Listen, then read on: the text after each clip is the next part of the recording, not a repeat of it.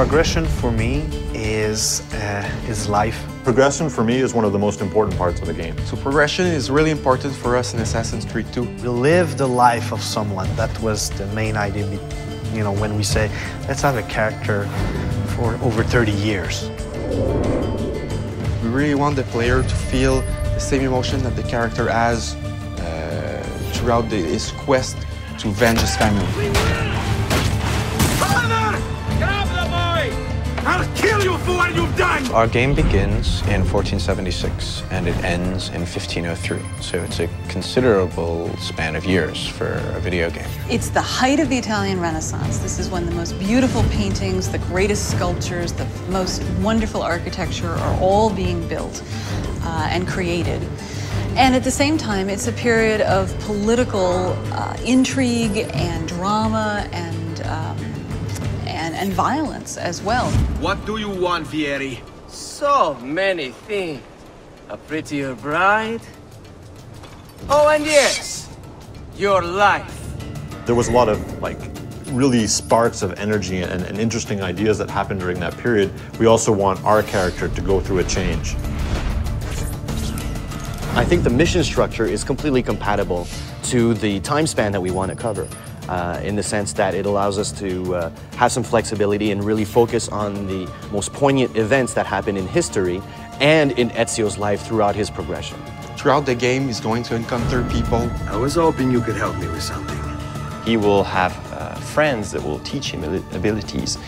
He will be taught fighting by his uncle. He will learn a few skills from the different groups of different factions in the crowd. I'm going to teach you how to survive. He'll also learn by himself a few tricks.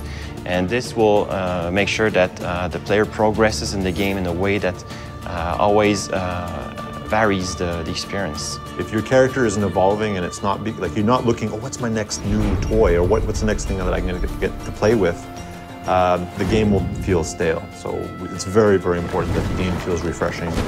Every new mission that you play, there's something to look forward to at the end of it. The more and more the game progresses, the more and more anger he has, and the more he has to let out that anger. So the moves just keep coming and coming and coming on what he can do with the different weapons that he has. You start with just basic sword attacks and the ability to defend yourself. And then we introduce disarming and counter kills, and then from there it all opens up. The player will be requested to actually buy some of his gear.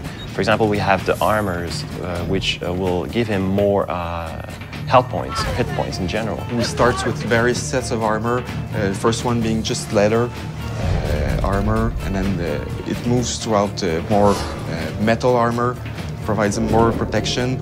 In AC1, we just gave the player, without any choice, this is what you're going to learn next. Whereas in AC2, the player has much more choice. Since such a large part of Ezio's story is him, answering the question, who am I and what am I doing here and what's my purpose? You can't answer that question in a year or two. It takes the span of almost his entire life.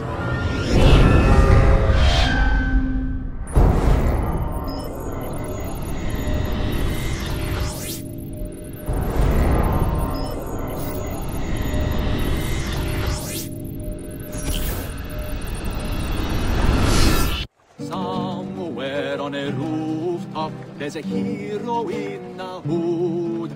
Fear him not, lest you who have sinned, for his cause is good.